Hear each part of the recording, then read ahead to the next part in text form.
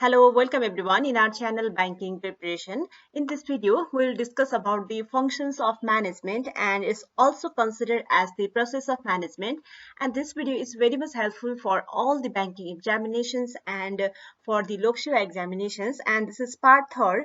If you like to see the previous part of management, the link is given in the description box below.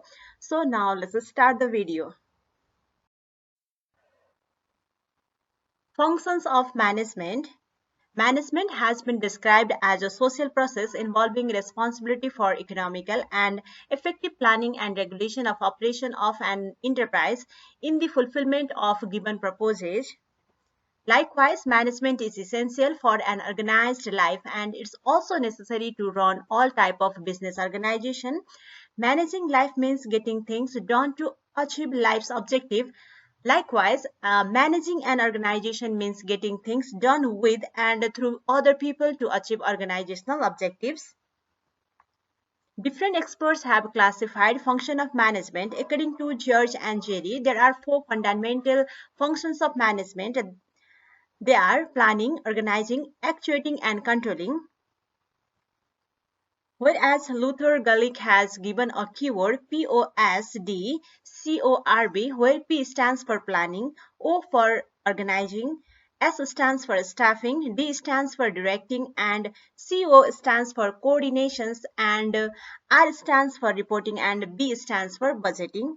But the most widely accepted function of management is given by Cons and O'Donnell's, that is planning, organizing, staffing, directing, and controlling. And we'll discuss about these 5 functions of management, and we also consider it as a process of management. So now let's start these functions one by one.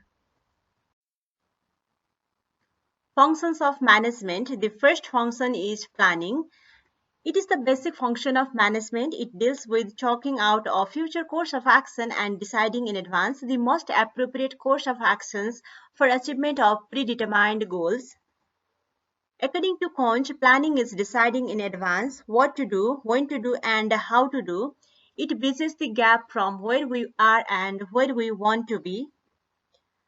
Similarly, a plan is a future course of actions. It is an exercise in problem solving and decision making. Planning is predetermination of course of action to achieve desired goals.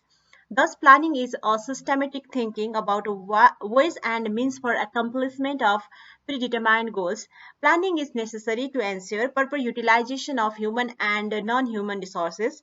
It is all in pervasive nature. It is an intellectual activity and it also helps in avoiding confusion, uncertainties, risk, wastage, etc. Number 2, organizing. It is the process of bringing together physical, financial, and human resources and developing productive relationship amongst them for achievement of organizational goals. According to Henry Fayol, to organize a business is to provide it with everything useful or its functioning, that is, raw material, tools, capital, and personnel, etc. To organize a business involves determining and providing human and non-human resources to the organizational structure. Organizing as a process involves identification of activities, classification of grouping of activities, assignment of duties, delegation of authority, and creation of responsibility, coordinating authority and responsibility relationships. So this is all about the organizing. Third functions, that is staffing. Staffing process helps to select the right person with appropriate skills, qualifications, and experience to recruit them in different positions and jobs in an organization. Staffing has assumed greater importance in the recent years due to advancement of technology, increase in size of business, complexity of human behavior, etc. The main purpose of staffing is to put right man on right job, that is square pages in square holes and round pages in round holes. According to Conch and Ordonals, managerial functions of staffing involves managing the organization structure through proper and effective selection, appraisal, and development of personnel to fill the roles designed on the structure. Similarly, staffing involves manpower planning. Estimating manpower in terms of searching, choose the person and giving the right place. Recruitment, selection and placement. Main objective of selection is to identify the right employee for the right job. Training and development. Training is an integral part of a staffing process and it helps the employees to develop their skills and knowledge. Remuneration, it is the compensation given to the employees in monetary terms in exchange for the work they do for the organization.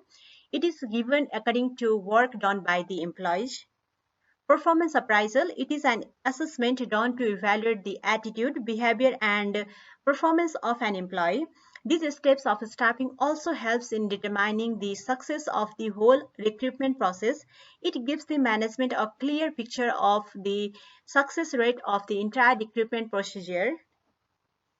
And promotion and transfer, as promotion is shifting of employee to a higher post, whereas transfer refers to the shifting of employees to a different unit or department being on the same position. This is done to develop new skills and knowledge in the employees. So this is all about the staffing. So now let's move towards the another function. Next functions of management, that is directing. It is that part of managerial functions which actuates the organizational methods to work efficiently for achievement of organizational purposes.